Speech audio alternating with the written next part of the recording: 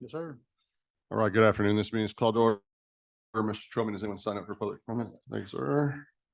Good afternoon, Ms. Miller. Good afternoon, sir. All right, on agenda item 3, we have one case to reconsider.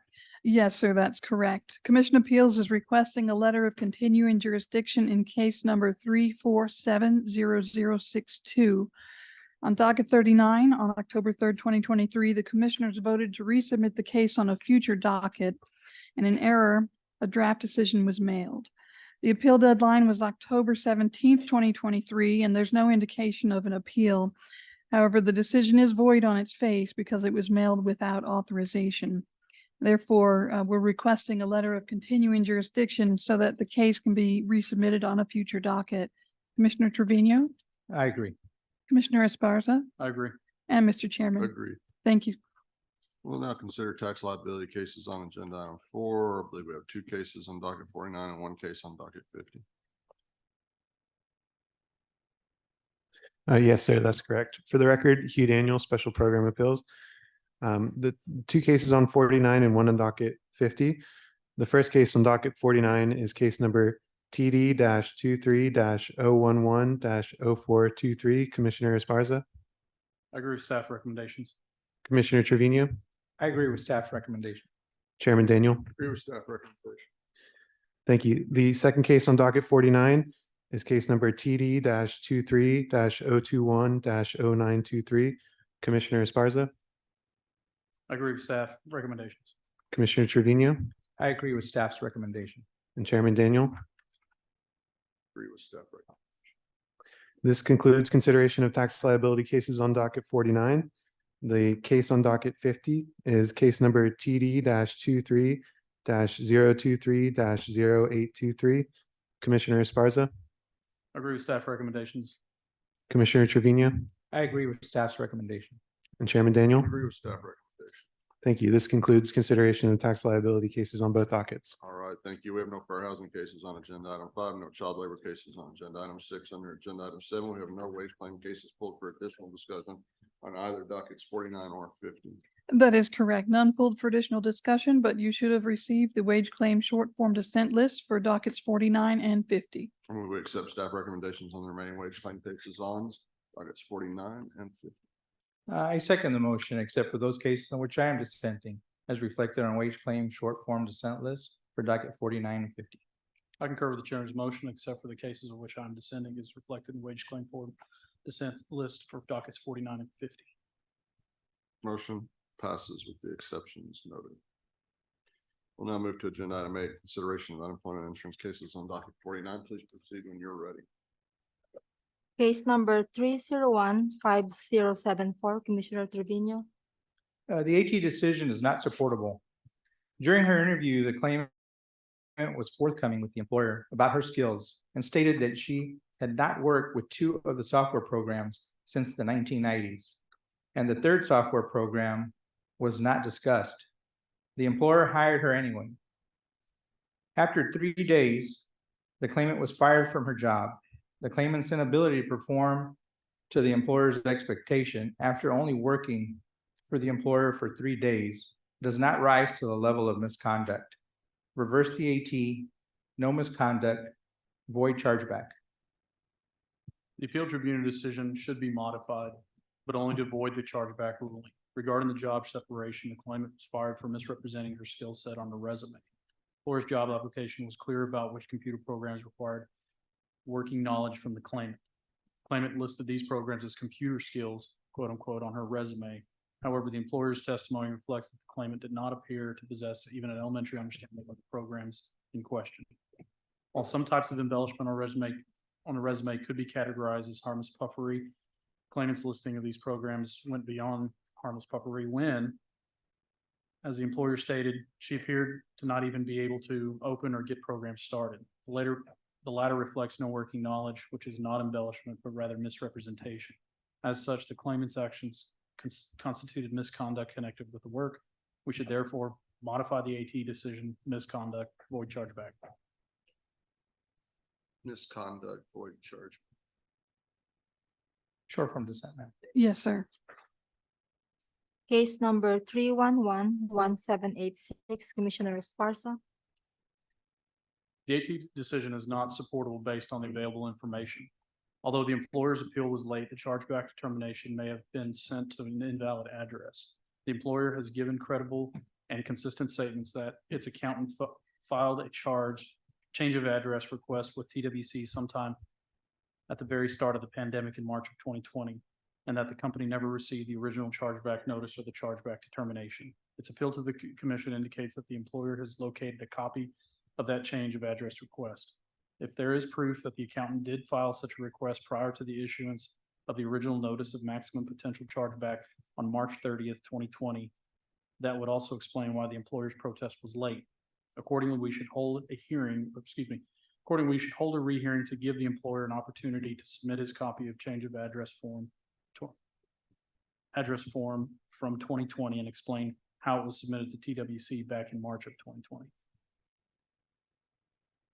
The AT decision is correct. The determination was mailed to the address the commission had on record for the employer on 11/15/21. The employer did not file an appeal until 2/1/22, which was well after the appeal deadline of 11/29/21. There is no record of the employer updating its address with the commission until December of 2021.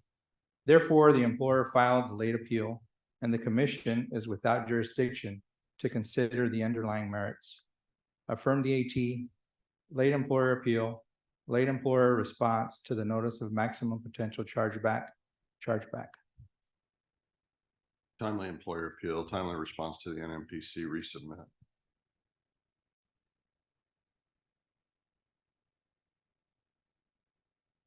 All right. We have not yet achieved a majority vote.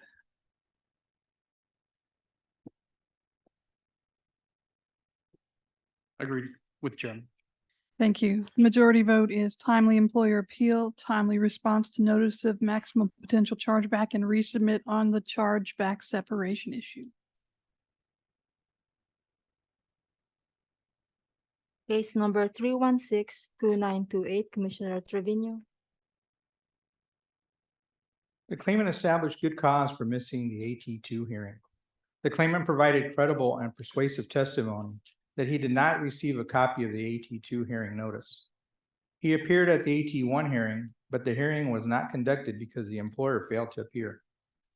He had stopped filing payment requests as of 8/1/22, and he was unaware that the employer filed a petition to reopen after the AT1 hearing on 8/4/2022.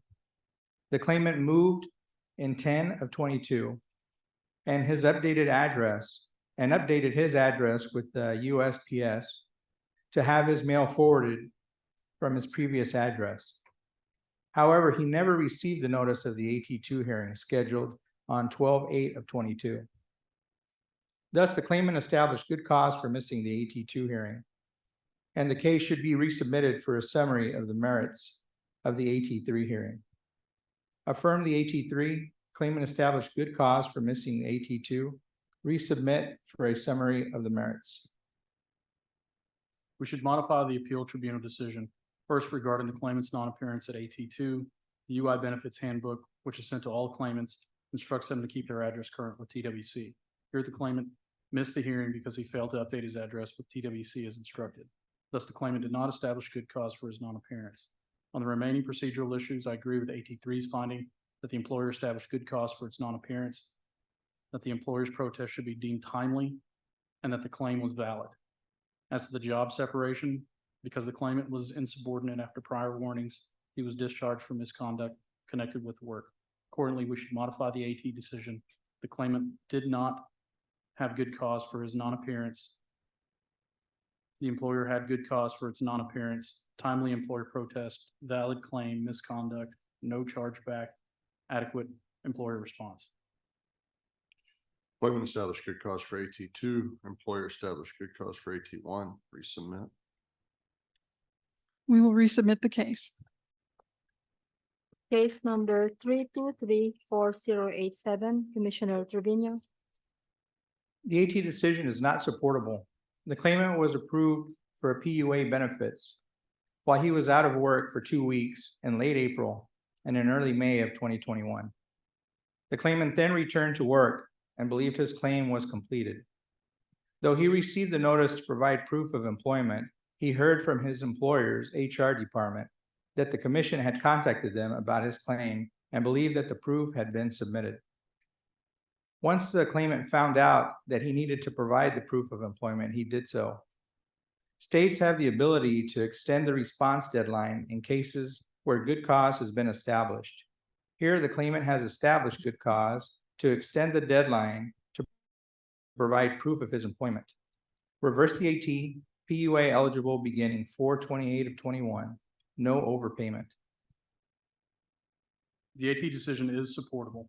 The claimant acknowledged receiving a notice from TWC that he needed to submit proof of employment by June 29th, 2021, or else be held ineligible for PUA benefits he had received. He further stated that he did not believe he needed to submit such proof because he had heard from his employer that TWC had contacted the company about his claim. Misunderstanding the need to comply with the requirement is not good cause for failing to follow the requirement. He did not submit the proof of employment until several months after the deadline, resulting in his ineligibility for the 2 weeks of benefits he had received. Accordingly, we should affirm the AT decision. The claimant was ineligible for PUA benefits beginning April 18th, 2021, overpayment of $1,042. PUA not eligible beginning April 18th, 2021, overpayment. Short form dissent, ma'am. Yes, sir. Thank you. Case number 3239422, Commissioner Trevino. The AT2 decision is not supportable. The claimant was unable to attend the hearing due to circumstances beyond her control because she was handling personal matters after the sudden, unexpected death of her nephew. Thus, the claimant established good cause for missing the hearing. Reverse the AT2, claimant established good cause for missing the AT1, and resubmit. We should affirm the appeal tribunal decision regarding good cause. While I sympathize with the claimant's situation, she missed a hearing because she simply forgot. Forgetting about a hearing is generally not recognized as good cause for a party's non-appearance. Concerning the claimant's ability to work, the available record established that the claimant was not able to medically work beginning October 5th of 2021. Thus, it was appropriate to hold the claimant ineligible for benefits from that date of her initial claim. Accordingly, we should affirm the AT decision. The claimant did not have good cause for her non-appearance. The claimant was not able to work beginning October 10th, 21. Plus, we should send a memo to investigate whether the claimant was able to work prior to the expiration of her benefit year. Claimant established good cause for AT1, resubmit. We will resubmit the case. Case number 3294829, Commissioner Trevino. The AT decision is not supportable. The claimant was approved for PUA benefits while she was out of work in January and in early February of 2021. The claimant then returned to work and believed her claim was completed and that she did not need to continue to monitor her electronic inbox.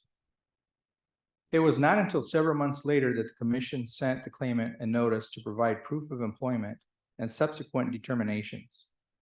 The claimant submitted the proof of employment once she became aware of the determinations. The commission's delay in sending the documentation to the claimant constituted commission misinformation, and the claimant's appeal should be deemed timely. Regarding the PUA eligibility, states have the ability to extend the response deadline in cases where good cause has been established. Here, the claimant has established good cause to extend the deadline to provide proof of her employment because she was unaware of the requirement because she had returned to work. Reverse the AT, timely claimant appeal, eligible for PUA benefits beginning 12/27 of 20. No overpayment, void waiver. In the alternative, if my fellow commissioners do not agree with the claimant that the claimant is eligible for receipt of PUA benefits, the claimant's appeal should be deemed timely and the waiver should be granted. The claimant was unaware of the notice to provide proof of employment because she had returned to work and was no longer monitoring her inbox. As soon as she became aware of the requirement, she provided the proof of employment. modify the AT, timely claim and appeal, eligible for PUA benefits beginning 12/27/20, overpayment, grant waiver. The AT decision is supportable. Claimant's appeal was filed late, and her reason for the late appeal did not comply with any of the exceptions allowed under Commission Rule 32. Her ineligibility for PUA benefits created an overpayment of $764. Concerning the waiver issue, the claimant was not misled by TWC. She failed to meet the program requirements of PUA benefits, and so the overpayment was attributed to the claimant. The waiver should be denied. Accordingly, we should affirm the AT decision. The claimant's appeal was late, leaving the prior PUA ineligibility, overpayment, and waiver denial rulings in effect. Untimely claim and appeal, PUA not eligible beginning December 27, 2020, overpayment waiver denied. Short form dissent. Yes, sir. Case number 331-1495, Commissioner Trevino. The AT decision is not fully supportable. I agree that the claimant appeal should be deemed timely, as the claimant timely appeal the overpayment determination. The claimant was approved for PUA benefits while he was out of work for 2 weeks in late April and early May of 2021. The claimant then returned to work and believed that his claim was completed. Though he received the notice to provide proof of employment, he heard that his employer's HR department, that the commission had contacted them about his claim and believed that the proof had been submitted. The claimant's belief that his proof of employment had been submitted was reasonable, considering that he had returned to work and the waiver should be approved. Modify the AT, timely claim and appeal, approve waiver.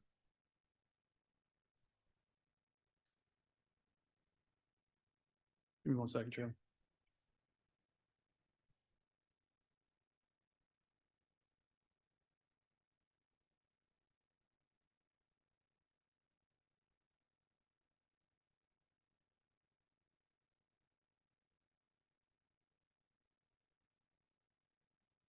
As noted in the companion case, appeal number 3234087, the claimant did not submit the proof of employment for his PUA claim until several months after the deadline, resulting in his ineligibility for the 2 weeks of benefits that he had received. He was not misled by TWC, and the overpayment was directly attributed to his failure to submit the documentation in a timely manner. Accordingly, we should affirm the AT decision. The claimant filed a timely appeal. The waiver should be denied for the overpayment of $1,042. Timely claim and appeal waiver denied. Short form dissent. Yes, sir. Case number 3438477, Commissioner Trevino. The AT2 decision is not supportable. I agree that the claimant established good cause for missing the AT1 hearing due to the time zone confusion. Regarding the separation, the claimant was discharged for alleged threatening behavior while being given a warning. The employer's witness specifically testified that if it had not been for the claimant's behavior, he would not have been fired.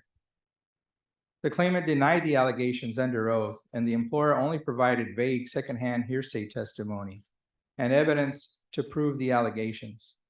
Therefore, the employer's evidence is insufficient to prove misconduct connected with the work. Modify the AT. Claimant established good cause for missing AT1, no misconduct, chargeback. The appeal tribunal decision should be affirmed. I do not contest the good cause issue. As to the job separation, the claimant was terminated when he became aggressive, confrontational, and threatened to fight the company's safety director during a disciplinary meeting. While the claimant denies this behavior, the employer's evidence should be afforded greater weight since the claimant's testimony was less credible. The claimant stated that the vehicle damage he caused was only a scratch. However, photos and record show the damage was much more extensive than just a scratch. In addition, the employer offered witness statements from individuals that were present during the disciplinary meeting, one of which describes the claimant wanting to start a fight, and the other stating that the claimant lost his temper. These statements, coupled with the employer's testimony, tip the scales of evidence in the employer's favor and established by preponderance of the evidence that the claimant engaged in work-connected misconduct. We should therefore affirm the AT decision. The claimant had good cause for his non-appearance, misconduct, no chargeback. Claimant established good cause for AT1, misconduct, no chargeback. Short form dissent. Yes, sir. Case number 351-5182, Commissioner Esparza. The commission should grant a rehearing in this case. During the appeal hearing, the parties were not afforded the opportunity to cross-examine each other. Since this could have prevented the parties from obtaining important and relevant testimony through the cross-examination process, a rehearing should be conducted to cure this due process error. Accordingly, we should rehear the case to allow the parties an opportunity for cross-examination. The AT decision is correct. The claimant provided persuasive firsthand testimony that he did not drink alcohol at work, though his manager and other employees were drinking alcohol. The claimant also testified that his manager instructed him to write a false statement to the employer, stating that he had consumed alcohol at work, and that the manager told him that he could protect his job by doing so. The employer provided no evidence to refute the claimant's consistent testimony regarding his written statement. The employer has failed to meet its burden of proving that the claimant was discharged for misconduct connected with the work. Affirm the AT, no misconduct, chargeback. Yes, sir. Rehear to cure the significant due process issue and for firsthand employer testimony. We will rehear the case. Case number 353-0674, Commissioner Esparza. We should reverse the appeal tribunal decision. When the claimant's position ended, the employer offered her a new position on the first shift, which included training and an increase in pay. The position was available immediately with no break in employment. However, the claimant turned down the work without even attempting to try it out due to transportation issues. In fact, she testified that she would have to resign even if her old position had not ended due to uncertainty with her transportation. By turning down the new position, the claimant initiated the job separation. By rejecting it due to transportation issues, she quit without good cause connected with the work. We should reverse the AT decision, voluntary leaving, no chargeback, adequate employer response. The decision should be modified. The employer eliminated the claimant's job as a first shift material handler due to the department's lack of production. Although the employer offered the claimant a new position, it was not for the same shift and did not involve the same duties, including some duties that the claimant was not qualified for, and the claimant declined the offer. Accordingly, the claimant's separation occurred when her job was eliminated for reasons other than misconduct connected with the work. Modify the AT, no misconduct, chargeback. Voluntary leaving, no chargeback, adequate employer response. Short form dissent, ma'am. Yes, sir. Case number 354-0610, Commissioner Trevino. The AT decision is not supportable. The claimant was terminated due to her inability to satisfy the employer's production goals. The employer implemented sufficient changes which altered the claimant's daily job duties and required significantly more time for each account that she was assigned to handle each day. The claimant performed her job to the best of her ability, and she was unable to meet the new production metrics due to these changes implemented by her employer 2 months prior to her job separation. Therefore, the claimant's inability to meet the employer's new metrics should not be considered misconduct connected with the work. Reverse the AT, no misconduct. We should affirm the appeal tribunal decision.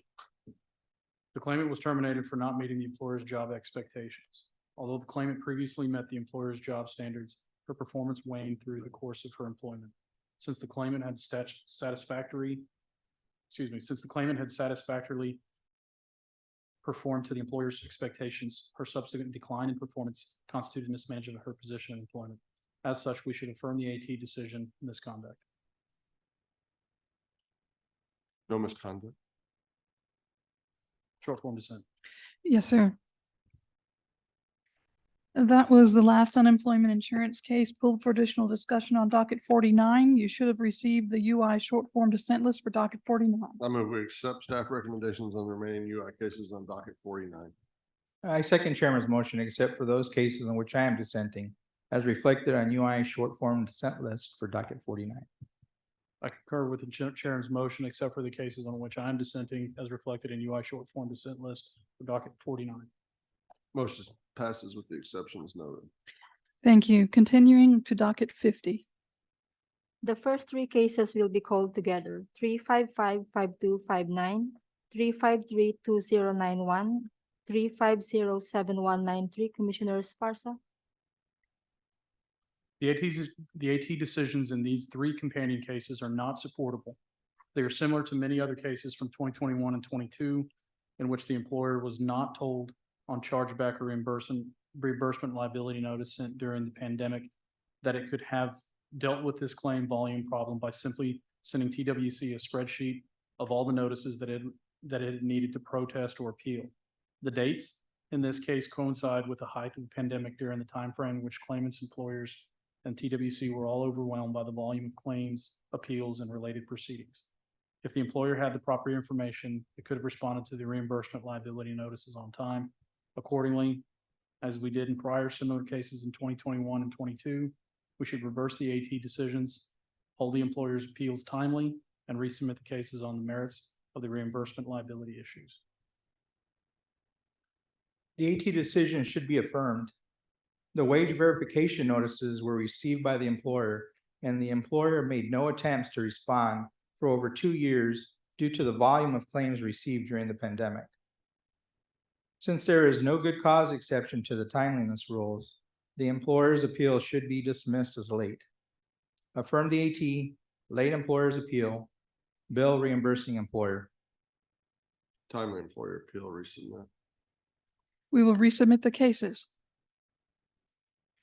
Case number 283-7112. Commissioner Esparza. The commission does not yet have sufficient information to make a decision on the employer's appeal from a chargeback determination. Although the appeal was filed 1 day late since the mailing date of the termination, and the appeal period fell within the period of time during the summer of 2020, when TWC and postal systems continued to be substantially overwhelmed, there is a possibility that the employer received the determination too late to make a timely appeal. The owner of the business was out of town for the AT hearing and may have relevant testimony concerning whether the company had mail delivery or late receipt problems during the appeal period at issue. Although the employer missed a rehearing early this year, there's nothing in the record to suggest that the employer was at fault in missing the rehearing. Accordingly, we should give the employer one more opportunity for a rehearing for the purpose of allowing the employer to offer additional testimony from firsthand witnesses who can address the potential mail delivery or late receipt issues before we determine whether the employer filed a timely appeal. The employer's motion for rehearing should be denied. The employer did not provide any new evidence regarding the threshold issue of the timeliness of the employer's appeal to the AT. The employer has failed to state an exception to the timeliness rules, and there is no good cause exception to the timeliness rules. Deny the employer's motion for rehearing. Grant the motion for rehearing. Commissioner Esparza, you didn't say the words grant the motion, but you did vote to conduct a hearing, which would imply granting the motion. Is your vote to grant the motion? Yes. Thank you. We will resubmit the case after rehearing. Case number 318-8206. Commissioner Esparza. The record is insufficient for a reliable decision. Both the claimant and the employer appear to have been confused by some of the dates and pay statements pertaining to the time in question. The bottom line is that if the claimant missed work during October 2020 because he was ill and the employer paid him at least his regular pay with available paid leave, he was arguably not unemployed during such time. On the other hand, if he did no work during that month, as per his appeal, and it was due to illness, he should not have received UI benefits during such weeks.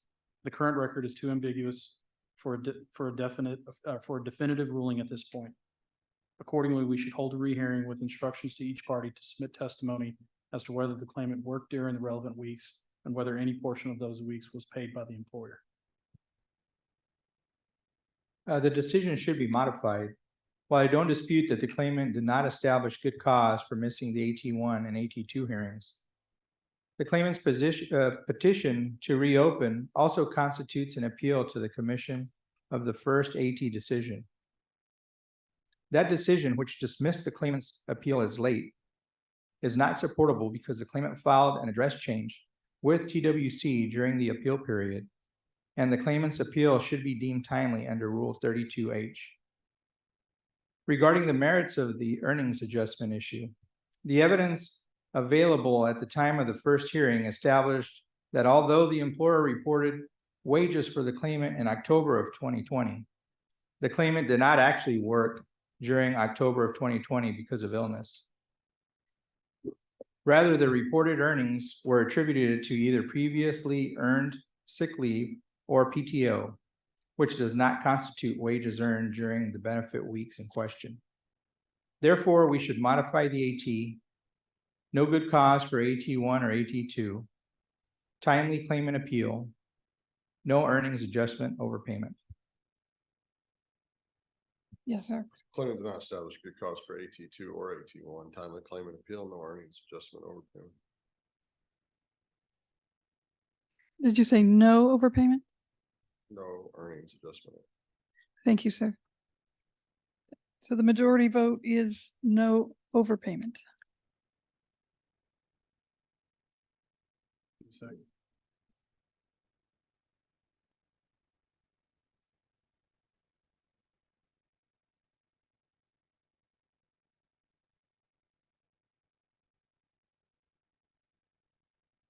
Vote for consent.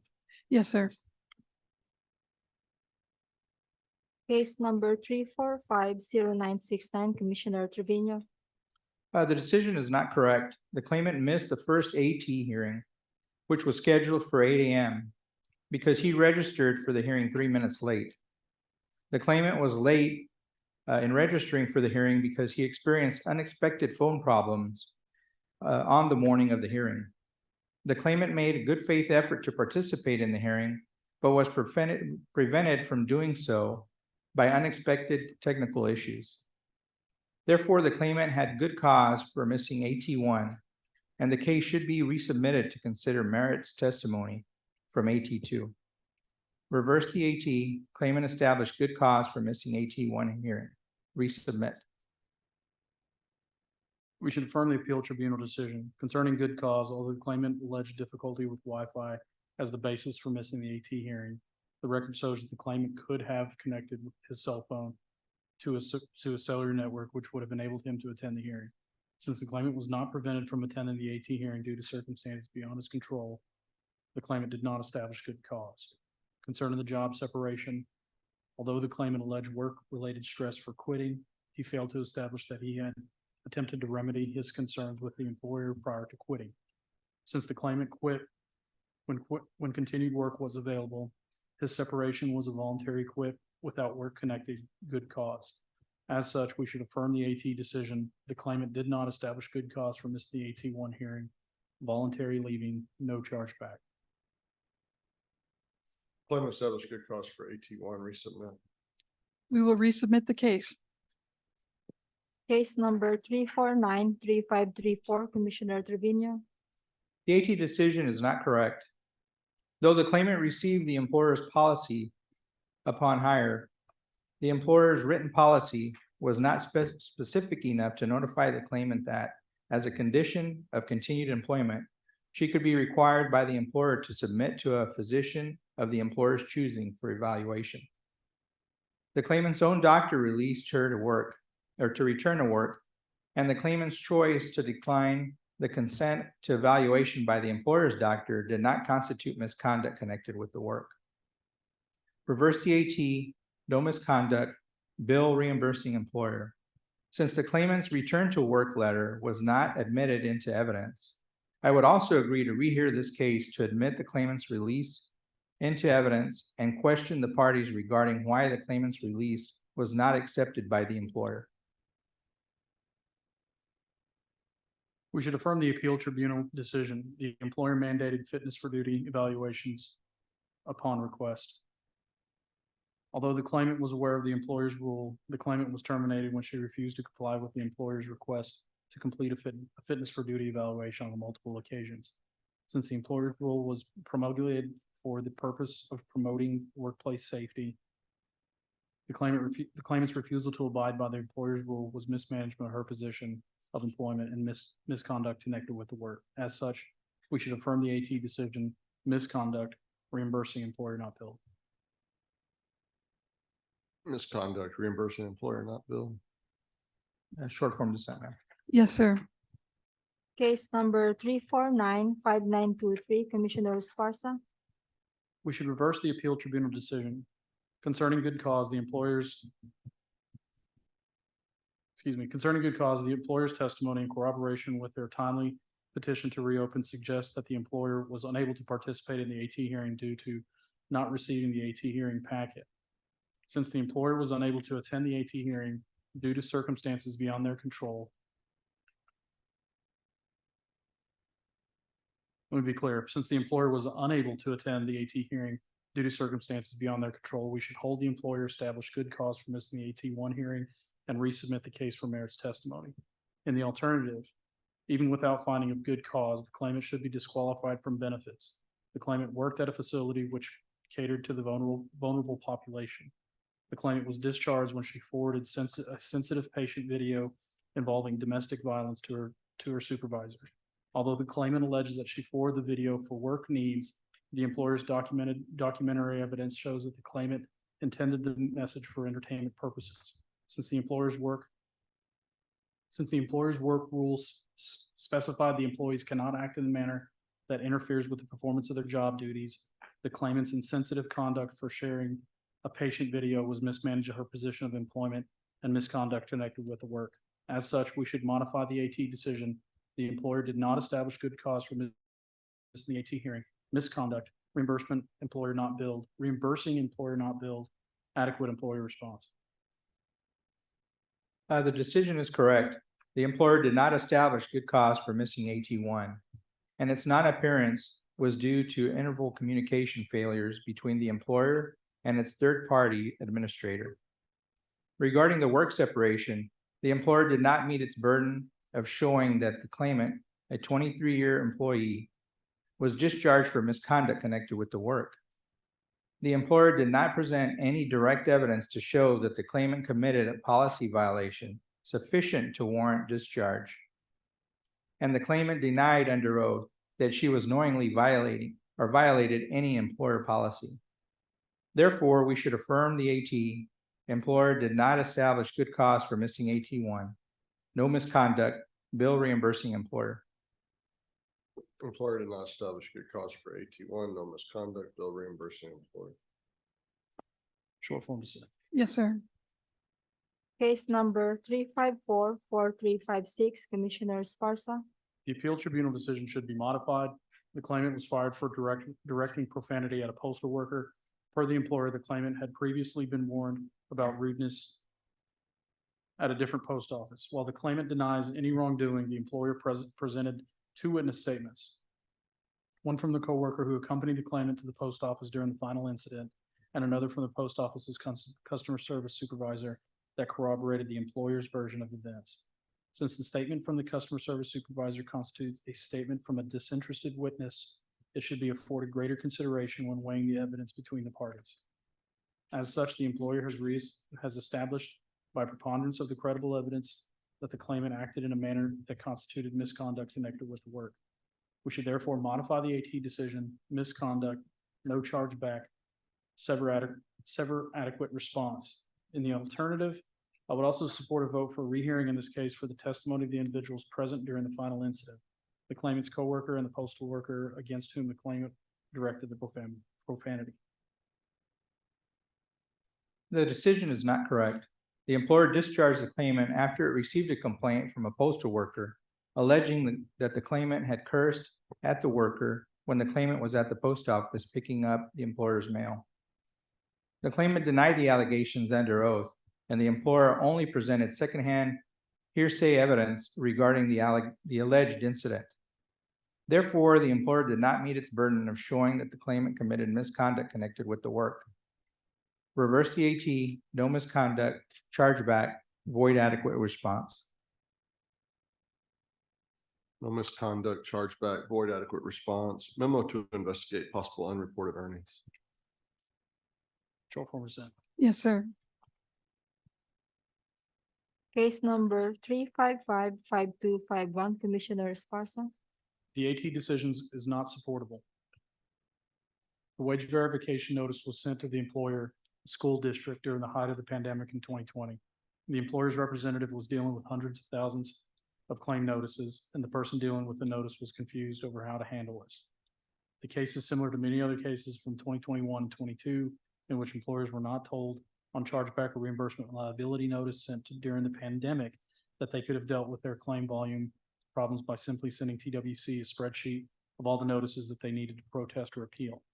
The dates in this case coincide with the most difficult period for the pandemic during the time frame in which claimants, employers, and TWC were all overwhelmed by the volume of claims, appeals, and related proceedings. If the employer had the proper information, it could have responded to the reimbursements liability notice on time. Accordingly, as we did in prior similar cases in 2021 and 22, we should reverse the AT decision, hold the employer's appeal timely, and resubmit the case on the merits of reimbursement liability issue. The AT decision should be affirmed.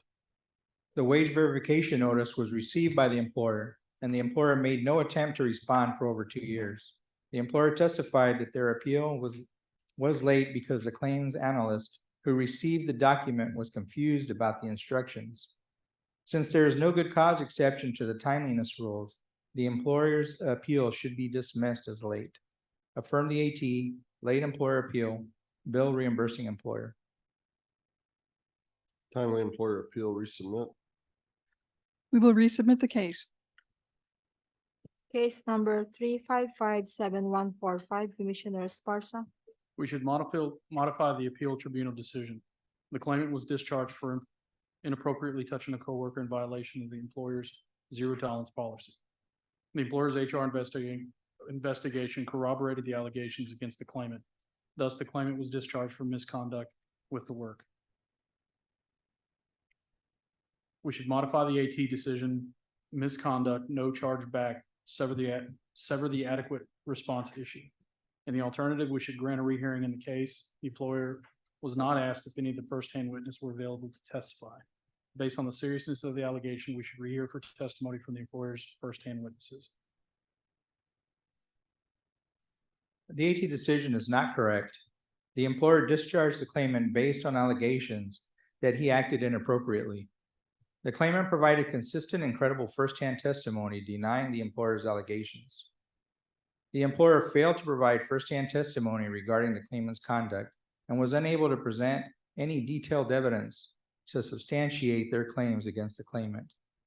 Therefore, the employer had failed to meet its burden of proving that the claimant engaged in actions that could be considered misconduct connected with the work. Reverse the AT, no misconduct, chargeback, void adequate response. Rehear. We will rehear the case. Case number 3558660, Commissioner Esparza. The appeal tribunal decision should be modified. The employer and the claimant submitted fact-finding statements, which were taken closer to the time of the job separation. The employer's fact-finding statements reflect that the claimant was separated for excessive absences. The absences, in part, were the result of a motorcycle accident. The claimant's fact-finding statement shows that his final absences were due to a motorcycle accident. As such, the claimant's final absences were the result of a medical issue, and the claimant should be qualified for benefits. Correspondingly, the employer's account should be protected from charge under a medical separation analysis. We should therefore modify the AT decision, no misconduct, no chargeback. Job separation was a result of the claimant's medically verifiable illness. The AT decision is correct. The claimant provided credible first-hand testimony that he was given permission by his acting manager to miss 2 days of work due to an accident he was involved in while commuting to work. The claimant reported to work both days, but was sent home due to his physical condition. The employer was unable to provide any firsthand testimony and failed to establish that the claimant's absences from work were unexcused. Therefore, the claimant's separation from the employer was not due to misconduct connected with the work. Affirm the AT, no misconduct, chargeback. If my fellow commissioners do not agree with the decision, that it should be affirmed, since the claimant was discharged for missing work due to injury, I could agree that the claimant's separation was due to medically verifiable illness. So modify the AT, no misconduct, chargeback, MVI.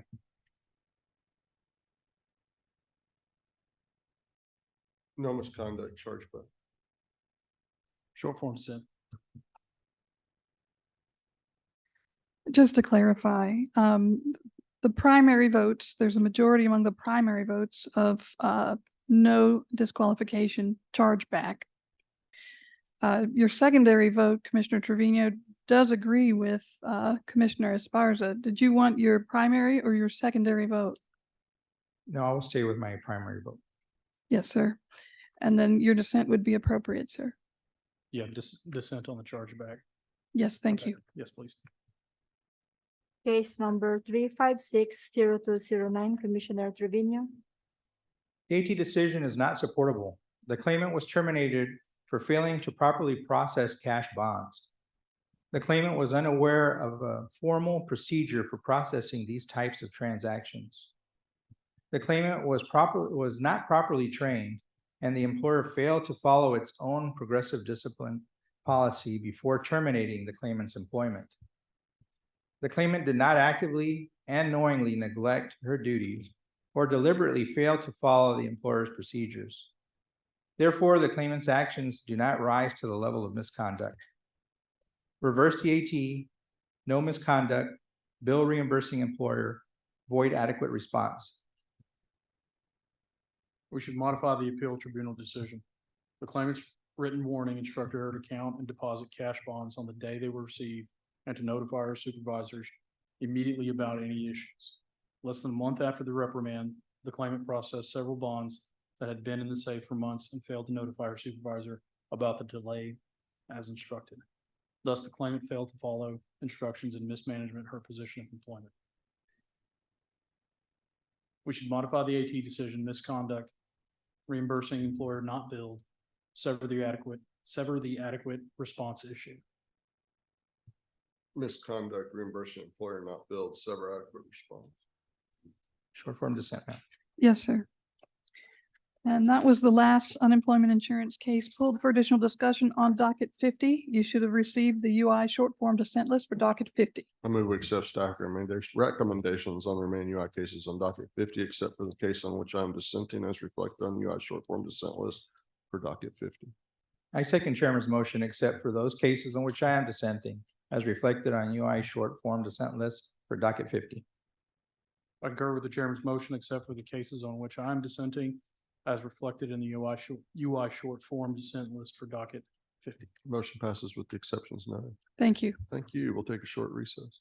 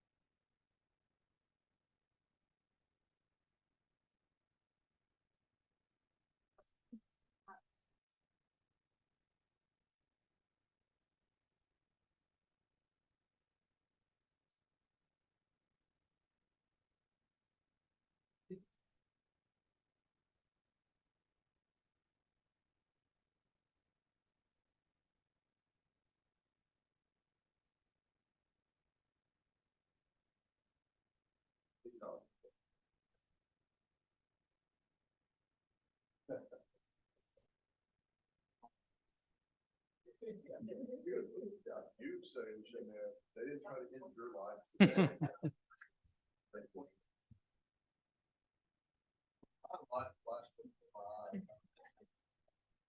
resolved that moment so that each moment is full.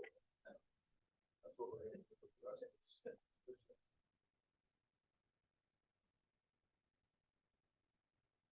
Yes, sir. Are you just Rich? Nope, just wondering, just making sure. Leans all the way back. I'm okay. No, it doesn't lean. I'm, yeah, I'm trying to make sure it doesn't happen. I'm confident. Did you previously have a set to not? It wasn't on rodeo mode.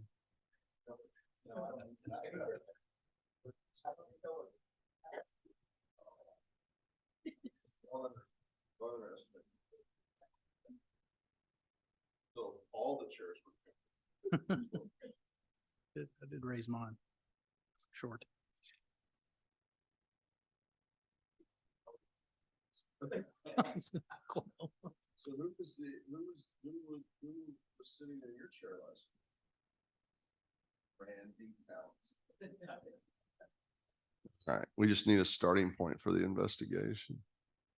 All right, we're back. This is agenda item 9, Industry-Based Certification Advisory Council Inventory.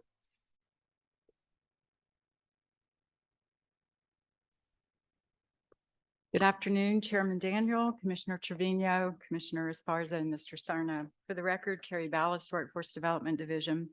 House Bill 3938 of the 87th Texas Legislature created the Industry-Based Certification Advisory Council. The council is made up of 9 individuals representing industry, public secondary CTE programs, and post-secondary CTE programs. House Bill 3938 charges the council with creating an inventory of industry-recognized credentials. Today, staff brings forward the council's inventory and an overview of the council's process in developing that inventory. At this time, staff requests the commission's adoption of the 2023 inventory of industry-recognized credentials. Comments or questions? None here. No questions. Is there a motion? I move we adopt the Industry-Based Certification Advisory Council's inventory of industry recognized credentials and certificates pursuant to Texas Labor Code Section 312.003. Second. It's been moved second, vote unanimous. Thank you. This is agenda item 10. We have a combined state plan for program years 2024 through 2027. Good afternoon, Chairman, Commissioners, Mr. Serna. For the record, I'm Joel Mullins with the Workforce Development Division. Before you today is the combined state plan for the Workforce Innovation and Opportunity Act covering program years 2024 through 2027. The plan outlines the state's four-year strategy for WIOA core programs, which include WIOA Adult Dislocated Worker and Youth, the Wagner-Pizer Employment Service, including the Agricultural Outreach Plan, Adult Education and Literacy, and Vocational Rehabilitation, as well as one partner program, the Senior Community Service Employment Program. Today, staff is seeking approval to post the WIOA Combined State Plan for program years 2024 to 2027 for a 30-day public comment period. And I'm happy to answer any questions. Comments or questions? None here. I have a question. This was a hearing, an item that we'd heard in 11/21. This is the combined state plan. I think the chairman had some issues that he addressed were those that he raised.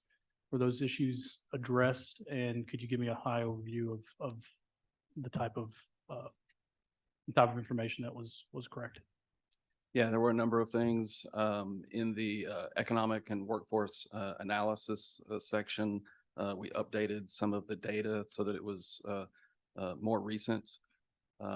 There were some just a couple of inconsistencies in a few places in how we were defining the Texas workforce system, and made sure that we got some of the terminology consistent around our Apprenticeship Texas program. And we're good.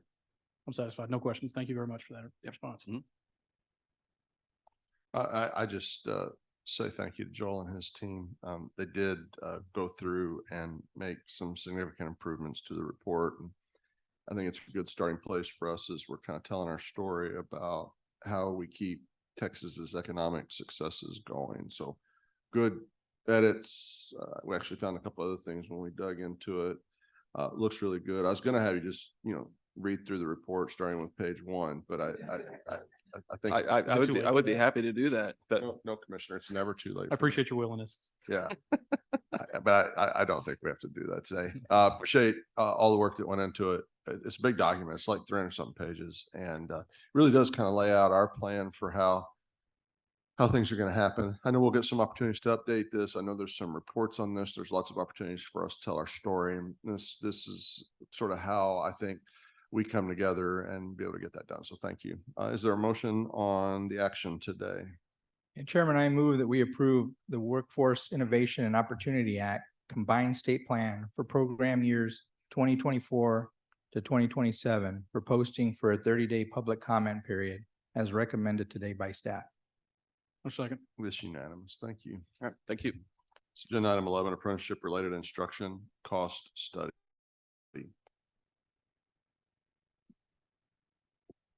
Good afternoon, Commissioners. Mr. Sarna, for the record, Carrie Ballast of Workforce Development Division. Per Texas Education Code, Chapter 133, at least annually, the Commission shall prepare and submit to the Texas Workforce Investment Council, also known as TWC, or to the Apprenticeship and Training Advisory Committee, a report that includes an apprenticeship-related instruction cost study for the most recent fiscal year. This year, the study contains new data added through House Bill 4451 in the 88th Texas Legislative Session. The data provides information on apprenticeship opportunities in the state for emerging and high-demand industries.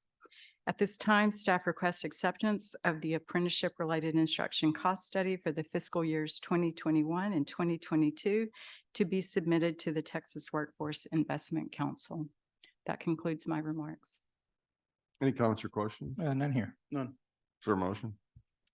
Chairman, I move that we approve the submission of the fiscal years 2021 and 2022 apprenticeship-related instruction cost study pursuant to the Texas Education Code, Section 133.006, as recommended today by staff. A second. It's been moved second. It's unanimous. Thank you. It's agenda item 12, WIO statewide funding for dislocated workers transitioning from Fort Colossus.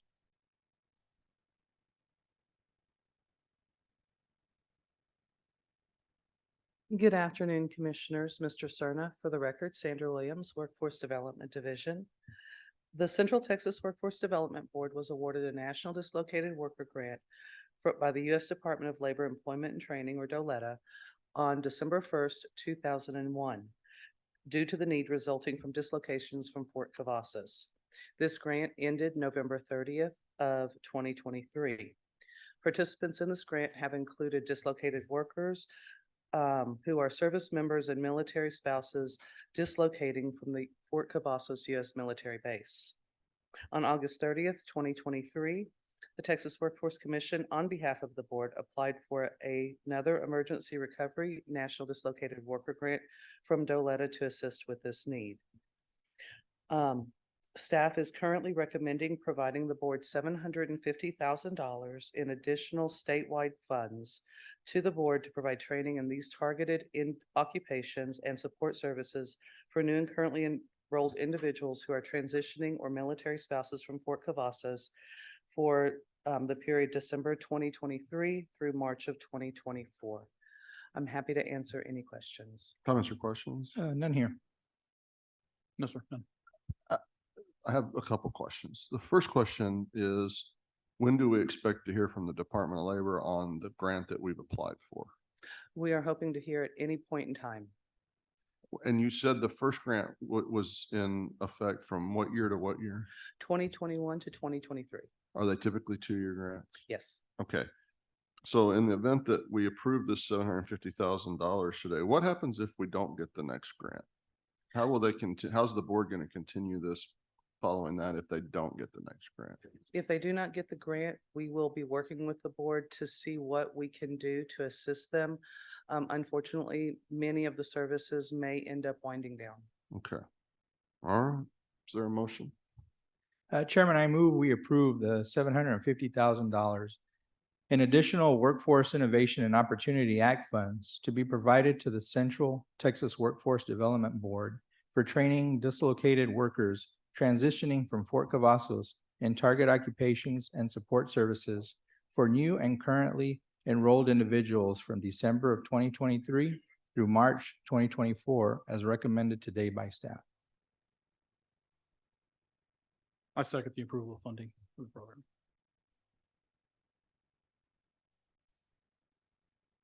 It's been moved and seconded. Motion carries. Thank you.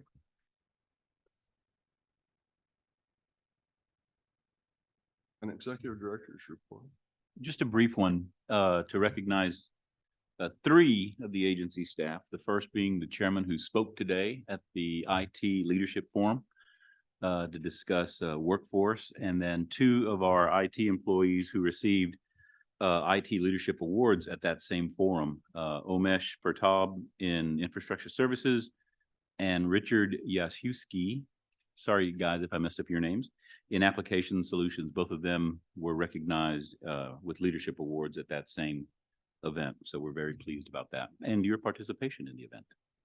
It probably left a lasting mark, my participation. I'm really proud of the awards, though. That's good stuff. It was a big group today.